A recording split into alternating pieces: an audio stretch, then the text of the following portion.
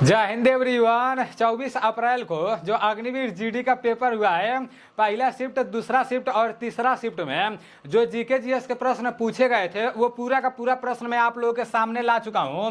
ऐसा नहीं है कि ये प्रश्न नहीं पूछे गए थे, ये पूरा प्रश्न पूछे गए थे। ये बात मैं इसलिए बोला हूं, आप लोग मेरा पूरा बात समझने का कोशिश करना। देखो, जितने लोग भी अग्निवीर जीडी का पेपर देने जा रहे हैं ना, तो पेपर में जो आसान प्रश्न पूछे जा रहे हैं, जो आसान प्रश्न देखने को मिल रहे हैं, तो यूट्यूब पर जितने लोग भी क्लास कराते हैं ना, वो लोग मतलब उन लोग के पास फोन करके बता दे रहे हैं, चाहे हमारे पास हो चाहे मतलब कोई भी यूट्यूब पर क्लास कराते हैं। जैसे काफी सारे लोग पेपर देने गए थे तो हमारे व्हाट्सएप पर मतलब ये पूरा क्वेश्चन आया था। और जैसे ऐसा नहीं है कि सिर्फ एक ही भाई भेजे थे, मतलब एक ही क्वेश्चन जब बार बार देखने को मिलता है तो वही क्वेश्चन मैं लिख कर आप लोगों के सामने लाता हूं। और सबसे लेट मेरा ही क्लास आता है। इसके पीछे का रीजन ये है ना मेरे भाई, जब तक मुझे पूरा सही प्रश्न नहीं मिलता है तब तक मैं आप लोगों के सामने क्लास को लेकर नहीं आता हूं।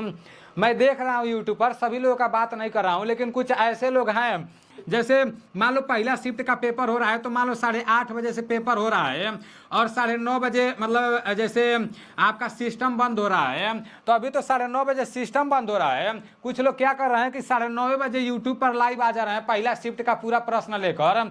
तो ये तो वो लोग गलत कर रहे हैं, ठीक है ना। सब लोगों का बात नहीं कर रहा हूँ, लेकिन कुछ लोग ऐसे हैं भाई, जैसे ही सिस्टम बंद हो रहा है ना, तो अभी लड़के लोग 40 से 45 मिनट अंदर में रह रहे हैं, उधर थंब वंब लग रहा है, ठीक है ना।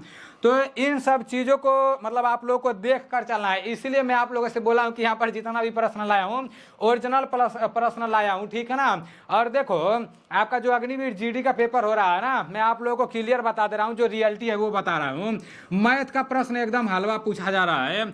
जो 5-6 बढ़िया से पढ़ा होगा ना, तो 13 प्रश्न 12 प्रश्न तो एकदम आसानी से कर लेगा, जो मैथ थोड़ा बहुत जानता रहेगा तो। और जो थोड़ा अच्छा खासा रहेगा ना, वो 15 में से 15 को पूरा मैथ कर लेगा। और जो 5 को रीजनिंग का प्रश्न पूछा जा रहा है ना, तो रीजनिंग में भी आप 5 में से 5 कर दोगे, लेकिन एक थोड़ा सा मतलब कठिन दे रहा है, ठीक है ना, ज्यादा नहीं, बस थोड़ा सा हार्ड दे रहा है। उसके बाद से जो आपका जीके है, 15 प्रश्न जो पेपर में पूछा जा रहा है ना, तो ये जो जीके पूछा जा रहा है इसका लेवल भी ठीक ठाक है। मैं इस चैनल पर जो आप लोग का रेगुलर क्लास कराते आया हूं, जो मेरा नीलेश डिफेंस करियर एप्लीकेशन है, जितने लोग 99 रुपया या 49 रुपया परचेज करके कोर्स लिए थे, जो लोग बढ़िया से पढ़े होंगे ना, मैं पूरा प्रूफ मेरे पास है। अगर आप लोग बोलोगे ना तो पूरा PDF जितना भी प्रश्न पूछा गया है वो सारी चीजें मैं आप लोगों को लाइव दिखा दूंगा, ठीक है ना। अभी पेपर समाप्त होने दो, अगर आप लोगों का ज्यादा कमेंट आएगा तो मैं वो सारी चीजें लाइव दिखाऊंगा। मतलब जो मेरा एप्लीकेशन में जितना भी प्रश्न डाला गया था जीके का, सिर्फ जीके का बता रहा हूं, जीएस का भी नहीं बता रहा हूं, तो जीके का 15 में से ना 8 प्रश्न 9 प्रश्न हर शिफ्ट में लड़ रहा है। अब जो लोग पढ़े हैं उन लोगों को तो पता है कि हाँ मैं यहां से पढ़ा हूं, ये प्रश्न लड़ा है। अब जो लोग एकदम साफ मतलब यादें नहीं कर पाए तो उन लोगों को तो लगेगा कि यार पता नहीं ये नीलेश भाई पढ़ाए होंगे कि नहीं पढ़ाए होंगे।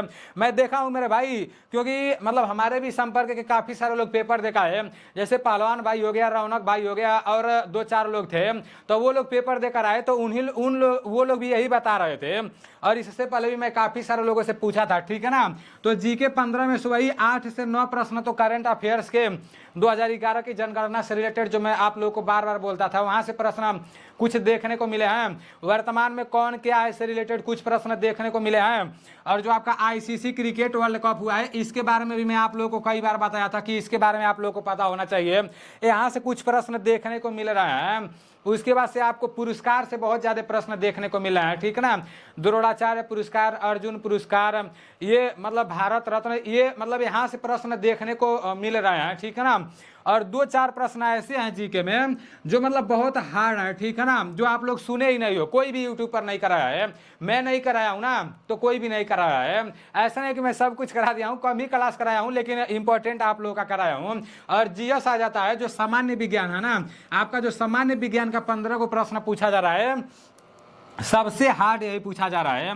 आपका मैथ रीजनिंग जीके तो समझ में आ रहा है, लेकिन सामान्य विज्ञान सबसे हार्ड पूछा जा रहा है। जब सामान्य विज्ञान का प्रश्न आपके सामने आएगा ना, तो आपको लगेगा कि ये मैं पढ़ा ही नहीं हूँ। जैसे इसमें से कम वही 5 से 6 प्रश्न पढ़ा हुआ आ रहा है, चाहे आप मेरे चैनल से पढ़े हो, मेरे एप्लीकेशन से पढ़े हो, या कितना भी महंगा फीस देकर पढ़े हो, जहाँ से भी पढ़े हो। मतलब जीएस वाला काफी मतलब हार्ड आ रहा है, ठीक ना। अगर आप पेपर दे चुके हो तो आपको पता होगा, अगर नहीं दिए हो तो फिर फिर देने जाओगे तो पता चल जाएगा। तो इसको लेकर आप लोग को ज़्यादा परेशान होने का जरूरत नहीं है, ठीक है ना। जिन लोगों के शिफ्ट में ज़्यादा हार्ड प्रश्न पूछा जाएगा ना, तो फिर नॉर्मलाइजेशन होगा, उसमें आप लोग का नंबर बढ़ जाएगा। उसके ऊपर मैं पूरा एक विस्तार से वीडियो बनाऊंगा। नीलेश ब्लॉग वाले चैनल पर मैं वीडियो बनाया था, लेकिन यहाँ पर मैं आप लोगों को पूरा विस्तार से बताऊंगा, ठीक है ना। आपके सभी लोगों के नंबर किस तरह से बढ़ेंगे, उसका सिस्टम क्या होता है। अब चलते हैं प्रश्नों के तरफ। जितने लोगों का पेपर है तो उतने लोगों को जितना भी बात बताया हूँ उतना बात क्लियर पता होना चाहिए, ठीक है ना। आपका सबसे पहला प्रश्न दिया है कि 2011 की जनगणना के अनुसार न्यूनतम जनसंख्या वाला राज्य। मैं आप लोगों को कितना बार बताया था, मैं खुद कंफ्यूजन में हूँ, ठीक है ना। जितना बार क्लास कराता था उतना बार बताता था, और एक प्रश्न में डालता था 2011 की जनगणना से रिलेटेड। तो इसका राइट आंसर आपका सिक्किम हो जाएगा। 24 अप्रैल फर्स्ट शिफ्ट का भी पेपर में करा रहा हूँ, ठीक है ना। ICC 2023 का वर्ल्ड कप का आयोजन कहाँ हुआ, कई बार मैं आप लोगों को बताया था, तो ये भारत में हुआ, ठीक है ना। आगे जो पेपर देने वाले हैं तो उन लोगों को 2011 के जनगणना से रिलेटेड पूरा पढ़ लेना है, मेरे एप्लीकेशन में मिल जाएगा। जितना लोग पेड कोर्स लिए हो 49 रुपया का, ठीक है ना। उसके बाद से ICC क्रिकेट वर्ल्ड कप से रिलेटेड सारा प्रश्न मेरे एप्लीकेशन में मिल जाएगा, ठीक है ना। और यूट्यूब पर भी क्लास कराया हूँ करंट अफेयर्स का, तो वहाँ से आप लोगों को विजेता टीम देख लेता है और उप विजेता टीम देख लेना है, ठीक है ना। अब नेक्स्ट प्रश्न की तरफ चलते हैं। आपका नेक्स्ट प्रश्न है कि भारतीय ओलंपिक संघ की पहली महिला अध्यक्ष कौन थी। कई बार मैं आप लोगों को ये प्रश्न कराया था कि नहीं कराया था, कराया था मेरे भाई। भारतीय ओलंपिक संघ की पहली महिला अध्यक्ष PT उषा थी, ठीक है ना। आपका नेक्स्ट दिया है कि ओडिशा व कर्नाटक में सर्वाधिक खनिज पाया जाता है। तो ओडिशा व कर्नाटक में सबसे ज़्यादा खनिज क्या पाया जाता है, ये मैं आप लोगों को नहीं कराया था, ठीक है ना। तो ये मैं गूगल से देखा हूँ, लोहा वहाँ इसका राइट आंसर दिखा रहा था। नेक्स्ट प्रश्न की तरफ चलते हैं। आपका नेक्स्ट प्रश्न है कि मूल कर्तव्य कौन से अनुच्छेद में है। कई बार मैं आप लोगों को बताया था मूल कर्तव्य से रिलेटेड प्रश्न पूछा जाएगा। जो आगे पेपर देने जाने वाले हैं ना, तो वो लोग जैसे संविधान को बढ़िया से मतलब पढ़ लें, ज़्यादा नहीं पढ़ें, वही मूल कर्तव्य से रिलेटेड वो सारी चीज़ें वो लोग देख लेंगे तो सही हो जाएगा, ठीक है ना। अपना जो भी अधिकार है, स्वतंत्रता का अधिकार, ये सारी चीज़ें आप लोग देख लो, ठीक है ना। क्योंकि कल पूछा गया था तीसरा शिफ्ट में के संपत्ति के अधिकार को 44वां संविधान संशोधन में किस अधिकार को हटाया गया। तो 44वां संविधान संशोधन में संपत्ति के अधिकार को हटाया गया, ठीक है ना। तो मतलब इस टाइप के प्रश्न भी देखने को मिल रहे हैं। मूल कर्तव्य कौन से अनुच्छेद में है, तो अनुच्छेद 51 में पूछा गया था कि भारत के प्रथम कानून मंत्री कौन थे। वर्तमान वाला नहीं पूछ दिया है, प्रथम वाला पूछ दिया है, तो ये आपका BR अम्बेडकर हो जाएगा, ठीक है ना। उसके बाद से पूछा गया था नीति आयोग का संबंध किससे है, तो आपका नीति आयोग का संबंध आपका अर्थशास्त्र से है, ठीक है ना। आपका नेक्स्ट प्रश्न पूछा गया था कि छत्तीसगढ़ के वर्तमान में मुख्यमंत्री कौन है। इस तरह से नहीं पूछा गया था कि छत्तीसगढ़ के वर्तमान में मुख्यमंत्री कौन है, इस प्रश्न को घुमाया गया था, ठीक है ना। पूछा गया था कि दिसंबर 2023 तक मतलब कहाँ के नए मुख्यमंत्री थे। तो बस वहाँ पर छत्तीसगढ़ के ये विष्णुदेव साय मतलब ऑप्शन में देखने को मिल रहा था। बाकी जो भी ऑप्शन दिया था ना, वो ऑप्शन थोड़ा सा भी मिल जुल नहीं रहा था। तो इसको लेकर काफ़ी सारे लोग कन्फ्यूजन में पड़ गए होंगे, लेकिन जो लोग दिमाग से थोड़ा सा सोचे होंगे ना, तो उन लोगों को लगा हुआ कि नहीं विष्णुदेव साय ही सही होगा, तो वो विष्णुदेव साय ही मतलब सही था, ठीक है ना। और इस साल क्या देखने को मिल रहा है, ये मुख्यमंत्री से रिलेटेड अगर कोई प्रश्न पूछा भी जा रहा है ना, तो सीधा सीधा नहीं पूछा जा रहा है कि हाँ यहाँ के मुख्यमंत्री कौन है, एकदम बहुत ज़्यादा घुमाया जा रहा है। अब जो सोचने वाला होगा, जिसका क्षमता अच्छा होगा, तो उसको पता चल जाएगा। पूछा जा रहा है कि मतलब जनवरी 2024 तक यहाँ के मुख्यमंत्री कौन थे, इस टाइप के प्रश्न पूछा जा रहा है। तो उसको लेकर आप लोग परेशान नहीं होना, ठीक है ना, क्योंकि जो मुख्यमंत्री थे वो ही मतलब अब भी हैं। आपका नेक्स्ट है रामकृष्ण मिशन की स्थापना किसने की। तो स्वामी विवेकानंद ने रामकृष्ण मिशन की स्थापना की, ठीक है ना। स्वामी विवेकानंद ने रामकृष्ण मिशन की स्थापना की। आदित्य योजना का संबंध किस मंत्रालय से है। ये जो आदित्य योजना है ना, योजना से रिलेटेड जरूर एक प्रश्न पूछा जा रहा है, तो पूरा योजना भी आप लोगों को पढ़ लेना है। आदित्य योजना जो है ना, वो आपका रक्षा मंत्रालय है, रक्षा मंत्रालय इसका राइट आंसर हो जाएगा। उसके बाद से दिया है गोदावरी नदी का उद्गम स्थान कहाँ है। कई बार मैं आप लोगों को बताया था कि गोदावरी नदी का उद्गम स्थान कहाँ है, तो ये नासिक इसका राइट आंसर हो जाएगा। सूरज कुंड मेला कहाँ लगता है, ये कई लोगों को नहीं पता था, ठीक है ना। सूरज कुंड मेला कहाँ लगता है, शायद ये मैं आप लोगों को याद नहीं है, मैं जैसे अगर कराया भी हूँगा तो रिवीजन नहीं कराया हूँ, नहीं तो बार बार रिवीजन कराते कराते एकदम मतलब आप लोग को याद करा दिया था। ये जो सूरज कुंड मेला है ना, मैं आप लोग को बताया था राखीगढ़ी हरियाणा में है, और उसके बाद से धोलावीरा में आप लोग को बताया था, उसके बाद से और भी बहुत सारी चीज़ों को बताया था, लेकिन ये नहीं बताया था सूरज कुंड मेला कहाँ है। तो ये हरियाणा में ये भी है, ठीक है ना, फरीदाबाद में।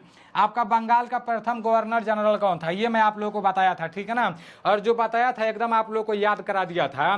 बंगाल का प्रथम गवर्नर जनरल कौन थे, तो ये इसका वारेन हेस्टिंग्स हो जाएगा। अब कुछ लोगों के दिमाग में ये भी चल रहा होगा कि यार 24 अप्रैल को जो पेपर हुआ ये सब प्रश्न तो देखने को मिला ही नहीं था, तो एक ही जगह ये सारा प्रश्न देखने को नहीं, कुछ प्रश्न आपके शिफ्ट में देखने को मिला था, कुछ प्रश्न कहीं और मिला था, कुछ प्रश्न कहीं और मिला था, ठीक है ना। बस यहाँ से आप लोग को ये आइडिया लग रहा है कि हाँ इसी टाइप के प्रश्न आपके पेपर में देखने को मिल रहे हैं। आपका नेक्स्ट है कि कौन नदी उत्तर भारत मैदान से होकर गुजरती है, तो गंगा यमुना राप्ती हो जाएगा। विवेक राम चौधरी, मैं परसों 23 तारीख को शाम को आप लोग को क्या बोला था, शाम को बोला था कि भाई आर्मी डे थल सेना दिवस पूछा गया है, तो मैं आप लोगों को बोला था कि जैसे वायु सेना दिवस भी आप लोगों को पता होना चाहिए, फिर नौ सेना दिवस भी आप लोगों को पता होना चाहिए। ये सारी चीज़ें मैं आप लोगों को 23 तारीख को ही बोला था, और इनका नाम भी मैं बोला था 23 तारीख को शाम को बोला, और 24 तारीख को सुबह में ये आ गया कि विवेक राम चौधरी का संबंध किससे है, तो वायु सेना से है, ठीक है ना। तो आगे जो लोग 29 तारीख को पेपर देने वाले हैं, 30 तारीख को पेपर देने वाले हैं, तो उन लोगों को क्या याद कर लेना है वो लोग ध्यान से देख लें। क्या याद कर लेना है, पहला नंबर तो आपका थल सेना, जैसे आर्मी डे जो होता है ना, आर्मी डे कब मनाया जाता है, तो आर्मी डे आपका कब मनाया जाता है, 15 जनवरी को आर्मी डे मनाया जाता है। उसके बाद से आपका आर्मी डे के बाद से आपका क्या आ जाता है, IAF, इसको हाफ काट में मैं लिख दे रहा हूँ, एयरफोर्स वायु सेना दिवस आपका 8 अक्टूबर को मनाया जाता है, ठीक है ना। और उसके बाद से आपका नौ सेना दिवस मनाया जाता है, तो नौ सेना दिवस कब मनाया जाता है आप सभी लोगों को पता होना चाहिए, ठीक है ना। आपका जो नौ सेना दिवस है वो 4 दिसंबर को मनाया जाता है। तो ये तीनों आप लोगों को मतलब याद कर लो अगर पेपर देने जाने वाले हो तो, क्योंकि आर्मी डे पूछ दिया गया है, यही दोनों नहीं पूछा गया है, तो ये दोनों भी पूछा जा सकता है आगे। दूसरा नंबर क्या याद कर लो, थल सेना के जो प्रमुख हैं उनके बारे में आप लोग याद कर लो। उसके बाद से वायुसेना के ये जो वायुसेना का भी मैं आप लोगों को बताया हूँ विवेक राम चौधरी, तो उनके बारे में पता होना चाहिए। नौसेना के आर हरि कुमार, वो भी आप लोग एक बार देख लो, ठीक है ना, वैसे आप लोग को याद तो होगा ही। अब पूछा गया था कि डिगबोई किस राज्य में है, तो ये जो डिगबोई है ना ये असम में है, हजारों बार मैं आप लोग को बताया था। लार का पीएच मान कितना होता है, तो लार का पीएच मान 6.8 होता है। पौधे किस विधि से अतिरिक्त पानी को नष्ट कर देते हैं, ये भी मैं आप लोगों को बताया था, सामान्य विज्ञान का है, ठीक है ना। आपका वाष्पोत्सर्जन हो जाएगा। और सामान्य विज्ञान का जो सबसे हार्ड प्रश्न है ना वो यहाँ पर लाया ही नहीं गया है, क्योंकि वो प्रश्न कोई भाई बता ही नहीं पाएंगे। जो हार्ड है समझ जाना कि जो इजी है आसान है जो आप बता सकते हो किसी को, तो मतलब वैसा ही प्रश्न यहाँ पर लाया गया है, ठीक है ना। यहाँ पर है कि मुकुलन विधि किसमें पाई जाती है, हाइड्रा, स्पंज या ईस्ट। ये ईस्ट दिया था पेपर में, क्या दिया था, ईस्ट दिया था ऑप्शन में, इसमें से कोई रहेगा तो सही हो जाएगा। सोडियम क्लोराइड का रासायनिक सूत्र NaCl होता है, ठीक है ना। शुक्राणु किस जगह मिलते हैं, ये पूरा मैं आप लोगों को बताता, बस ये शायद ये भी शायद मैं बताया था, ठीक है ना, लेकिन ये तो 100% श्योर है और ये भी 100% श्योर है। शुक्राणु किस जगह मिलते हैं, तो शुक्राणु आपके किस जगह मिलते हैं, फिलोपियन ट्यूब में, ठीक है ना। आपका यहाँ पर है कि विटामिन सी का रासायनिक नाम क्या है, कई बार मैं आप लोगों से बताया था विटामिन सी का रासायनिक नाम। किसी किसी शिफ्ट में तो विटामिन सी को प्रश्न में नहीं पूछा गया था, ना ही राज्यपाल से पूछा गया था, ना ही मुख्यमंत्री से पूछा गया था। विटामिन सी का रासायनिक नाम आपका एस्कॉर्बिक अम्ल है, ठीक है ना। न्यूटन का मात्रक क्या होता है, कई बार मैं आप लोगों को बताया था, न्यूटन का मात्रक बल होता है। आपका नेक्स्ट प्रश्न है कि गति के नियम किसने दिया, तो गति का नियम न्यूटन ने दिया। कई बार मैं आप लोगों को बताया था कि गति का नियम किसने दिया, तो गति का नियम न्यूटन ने दिया। मानव शरीर में कितनी हड्डियां होती हैं, तो मानव शरीर में 206 हड्डियां होती हैं। भविष्य का धातु किसे कहते हैं, मैं आप लोगों को बताया था, ठीक है ना। तो टाइटेनियम को भविष्य का धातु कहा जाता है, टाइटेनियम को भविष्य का धातु कहा जाता है। बहादुर शाह जफर 2 का संबंध किससे है, तो बहादुर शाह जफर 2 का संबंध आपका 1857 की क्रांति से है। अगले बार पूछा गया था कि मंगल पांडे का संबंध किससे है, तो 1857 की क्रांति। तो अगले साल भी 1857 की क्रांति से रिलेटेड प्रश्न पूछा जाएगा। टेंशन ना लो, जितने भी प्रश्न पूछेगा है ना उसका पूरा डाटा मेरे पास आ चुका है, उसका PDF बना है, वो सारी चीज़ें आप लोगों को मिलेंगी, ठीक है ना। इस बार तो घर घर जाएगा सभी लोगों के पास। आपका नेक्स्ट है कि पोटेशियम सल्फेट का सूत्र क्या है, तो पोटेशियम सल्फेट का सूत्र K2SO4 है, ठीक है ना। पोटेशियम सल्फेट का सूत्र K2SO4 है। लोहे पर जंग लगने का कारण है O2 + O2 + H2O हो जाएगा, लोहे पर जंग लगने का कारण, ठीक है ना। आपका नेक्स्ट है कि ऑक्सीजन युक्त रक्त हृदय के सबसे पहले किस भाग में आता है, तो ये बाएं आलिंद में आता है, ठीक है ना। अभी आप लोगों का पहला शिफ्ट का पेपर समाप्त हो चुका है, अब दूसरा शिफ्ट का देख लेते हैं 24 तारीख का। तो यहाँ पर दिया है जनरल अनिल चौहान का संबंध। अभी देखो मैं उधर बता रहा था ना, जनरल अनिल चौहान क्या है वर्तमान में, CDS है, ठीक है ना। उसके बाद chief of the defence staff इसका फुल फॉर्म होता है, तो CDS के बारे में भी आप लोगों को पता होना चाहिए। दूसरा शिफ्ट का ये भी है कि भारत के संविधान की विशेषता क्या है, तो सबसे लंबा लिखित संविधान है, ठीक है ना। भारत का जो संविधान है सबसे लंबा लिखित संविधान है। नीरज चोपड़ा का संबंध किससे है, तो नीरज चोपड़ा का संबंध आपका भाला फेंक से है। अगले साल भी पूछा गया था, इस साल भी पूछा गया है। कुछ प्रश्न तो रिवाइज हो रहे हैं। लेफ्टिनेंट जनरल का संबंध किससे है, तो लेफ्टिनेंट जनरल का संबंध आपका थल सेना से है, ठीक है ना। लेफ्टिनेंट जनरल का संबंध थल सेना से है। नेक्स्ट है कि पुष्कर मंदिर कहाँ स्थित है, तो पुष्कर मंदिर राजस्थान में स्थित है। बहुत सारे प्रश्न रिपीटेड हो रहे हैं, ठीक है ना। पुष्कर मंदिर कहाँ पर स्थित है, तो राजस्थान में स्थित है। आपका नेक्स्ट प्रश्न है 2011 के जनगणना के अनुसार न्यूनतम जनसंख्या घनत्व वाला राज्य। फिर दूसरा शिफ्ट में भी, पहला शिफ्ट में भी 2011 की जनगणना से रिलेटेड एक प्रश्न पूछा था, और दूसरा शिफ्ट में भी, ठीक है ना। तो इसका राइट आंसर अरुणाचल प्रदेश हो जाएगा। गोपी डायरी पुस्तक का संबंध किससे है, तो सुधा मूर्ति से है, ठीक है ना। गोपी डायरी संबंध सुधा मूर्ति से है।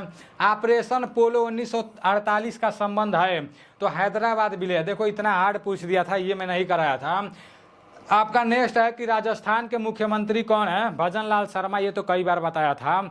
आपका नेक्स्ट है कि कर्नाटक का कोलार शहर प्रसिद्ध है। कर्नाटक का कोलार शहर किसके लिए प्रसिद्ध है, तो वो आपका सोना के लिए प्रसिद्ध है, ठीक है ना। कर्नाटक का कोलार शब्द सोना के लिए प्रसिद्ध है।